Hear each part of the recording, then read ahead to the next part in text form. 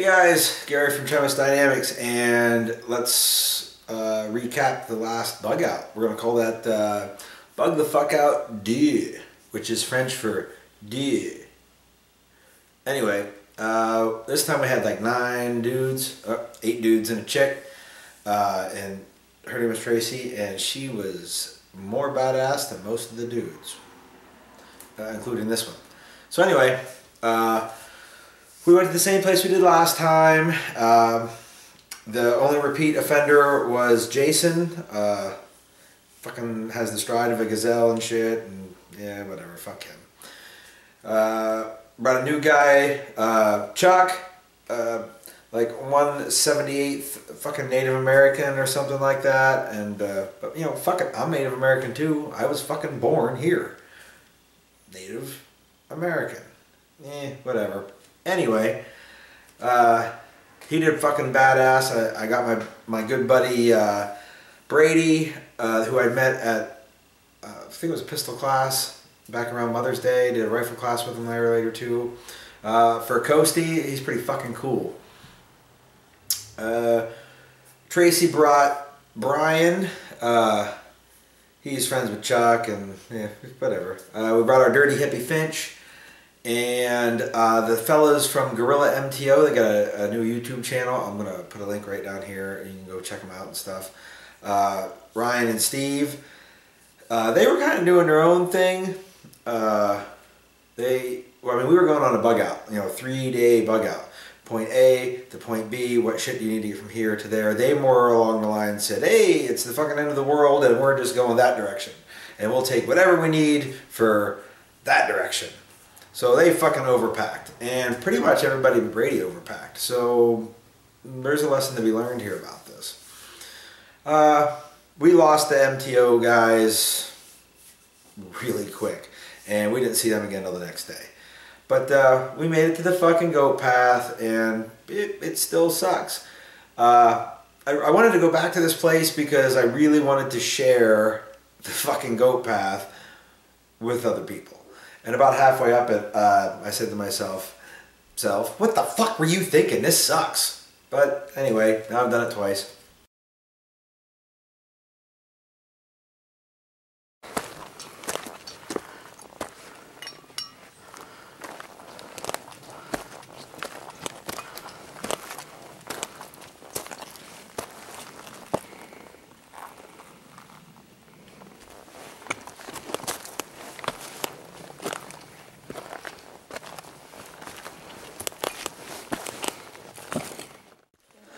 So, Jason, having been up to the fucking goat trail twice, what's your opinion of it this time?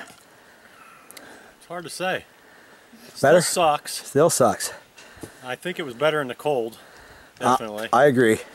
But yeah, it definitely didn't change. Nice. Not at all. Mr. Finch, first time on the fucking goat trail. You like it? No. Right on. The goat trail. It's just, I don't know. I like the whole thing, but just the goat trail sucks. So what do you think, Brian? Oh, I'm really out of shape. I ain't gonna argue that. Well, we made it this far. We're about halfway. Yeah, fuck you. What do you think, Chuck? I think it's awesome. It's fun. That's what I want to fucking hear. Good shit. I feel closer to God. Well, you are a few thousand feet closer. As our representative of the female species, Tracy, what do you think? It's awesome. Now I'm having fun. How about that? She's the only one that's really having fun. Made it up that pretty good. We were down to 7 at that point with the other 2 guys. Steve knows his shit. He'd take care of Ryan. And we made it all the way to the place we wanted to make it the first time we did the bug the fuck out. Alright, so we're much further on the trail than we were in the first bug out. However, we had 2 fellas, Chuck and our hippie. They were ahead of us. They didn't want to wait while we were taking a break. And we haven't seen any sign of them or any tracks, so they may have missed the turnoff to stay on the trail. So we really don't know where they're at. And frankly, because of their impatience caused all this, I don't even care. So we're on our way down to make camp. We're descending in elevation as the map said we should. So it's all good for the 3 of us. 2 of them we lost hours and hours ago, and we're leaving them notes telling them, you know, motivating them to get here. 2 of them are a little bit behind us. We hear them every once in a while. They catch up whenever we stop. So situation normal, all fucked up. So we got there and we camped. The problem was Tracy and Brian, they were, I don't know, 80, 100 yards behind us at one point. And as we're going down this one section of the trail, there's really nowhere else to go. They got cold feet and didn't think we went that way, so they turned around and hiked like a fucking ass ton more to hitchhike back to their car and go home. So when we finally got down to our campsite, we set up camp, and then we went looking for them, and we're like, well, fuck it, they're gonna have to fucking live out here. It's hot and humid. It's like gonna freeze to death. And yeah, you know, we laughed. Some people were concerned. Some people were not concerned. It was all right. So you fellas worried about the guys that we don't know where they're at? Nah. Yeah. What about you? You worried about your good buddy Brian? No, he's okay. All right. Somewhere. What do you think about them fuckers? Yeah, I do. I do worry about them just because it was nippy last night. Hopefully they got down somewhere decently warm. Fuck them, scumbags. We get up in the morning and we tried out a little bit of new gear. Not like a whole lot. I mentioned in part 1 when I talked about my bug out bag. In the summer I wouldn't carry as much as way as like sleeping gear. And really the only difference was I was not wearing a jacket to start with, because I wouldn't have been wearing a jacket in the fucking 85-degree humid weather. And I used just the jungle bag, you know, which is the lighter bag of the military sleep system with the Gore-Tex bivvy on the outside of it, and plenty warm. Brady used SOL bivvy, and you know, he talks about it here for a second. If you're short enough. We got into the low 50s last night. Tell us, how did your SOL bivvy work? Good. And you ran just that under a tarp? That and my polypros. Under a little tarp. Caught up nice. Sweet. Lightweight rig. And you know, it might be too short, but for him, but he's like a fucking adult sized person, but you know, somebody like me, that should be perfect. So I'm gonna get myself one of those and do a pretty thorough review of it. See how that works out. The only other real new piece of gear that I used was the Marr Moabs. I'll see if I can't make a link right here to the video review of those, and those fucking things work great because Marr is fantastic. So that was really the only new shit we were playing around with as gear wise. So in the morning we fucking get up and we're like, well fuck, you know, we're like a party of 5 instead of a party of 9, and not like the fucking TV show, because nobody was dating Jennifer Love Hewitt and those giant fucking bazongas of hers. So we decided maybe we should get the fuck out of here and get back and see where people went. So we moved really quick. So we're no longer on the Black Forest Trail. We're taking a, I guess you call it a private trail. It goes down through some private property, but it's the quickest way back to the vehicles. And since we are missing half of our party, we figured it would benefit everyone to shave another hour or so off of the trip in order to start the rescue, the search and rescue for the jack wagons that are lost. Got to the cars. Brian's car was gone. There was a tiny smidgen of cell service where the cars were parked. We called him. He told us a story about hitchhiking out and all that stuff. Well, there's the cars we came in. Brian and Tracy's vehicle is gone, so they made it back somehow. He did leave fucking Chuck in the woods. So, you know, if anyone here wants to friend Brian. Anyway. We decided then to go back and find the Guerrilla MTO crew, because we hadn't heard from them and they were fucking way behind us.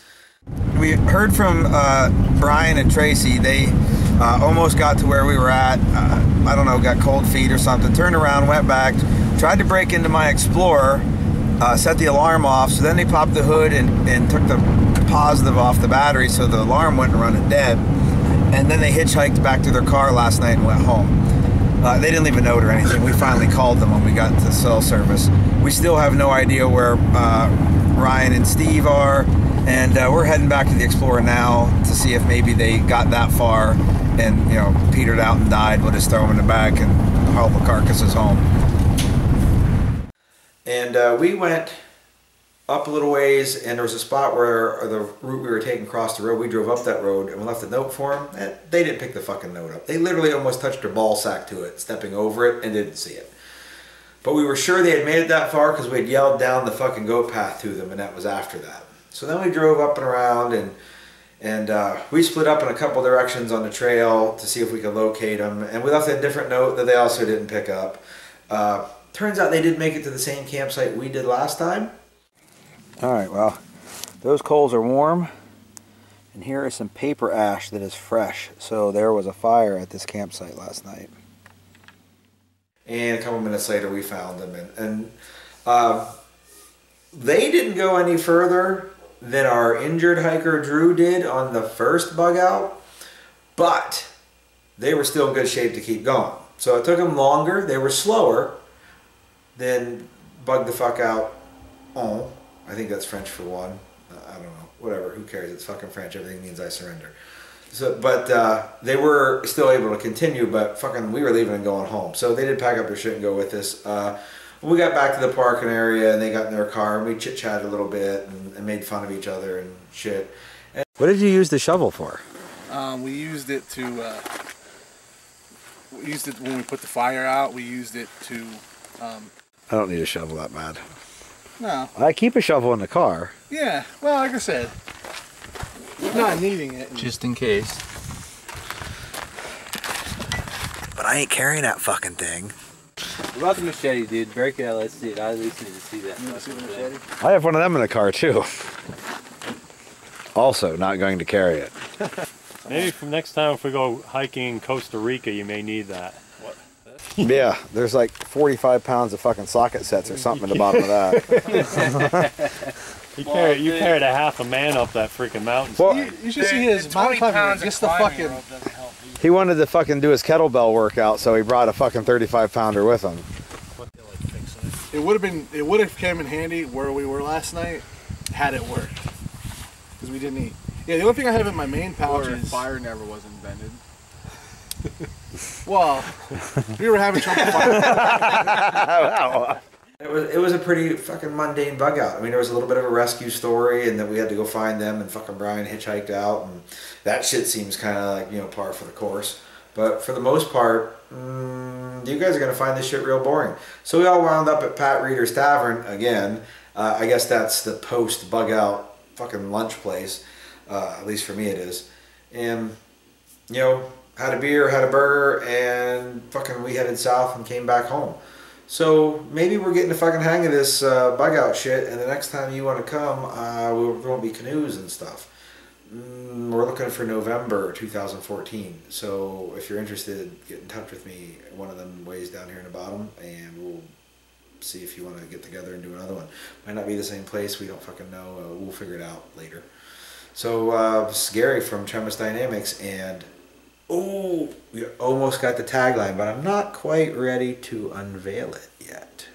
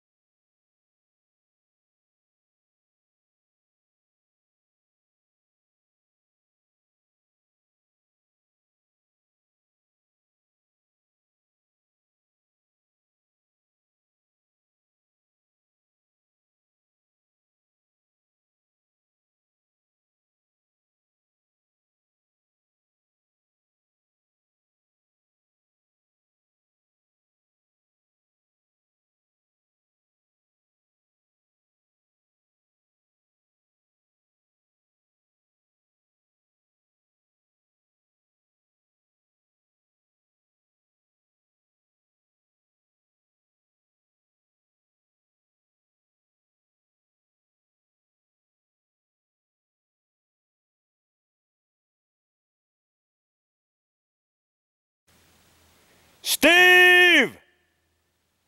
Ryan! No answer.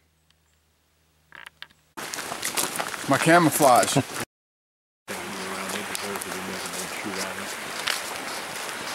This would be the location where they pick up unsuspecting hikers, cut them up, boil them down, and turn them into genuine Pennsylvania potted meat.